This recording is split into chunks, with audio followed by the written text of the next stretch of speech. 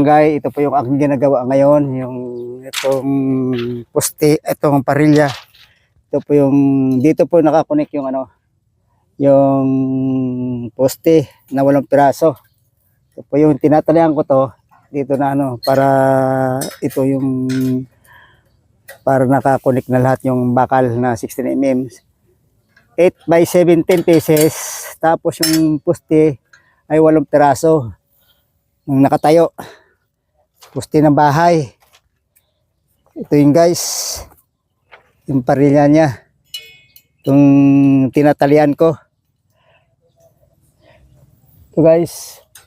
Ito yung guys. Thank you for watching guys. Maraming salamat. Yan po. Ang kapal ng buhos niyan ay 40. Ang puting. Bale, pumapasok yan ay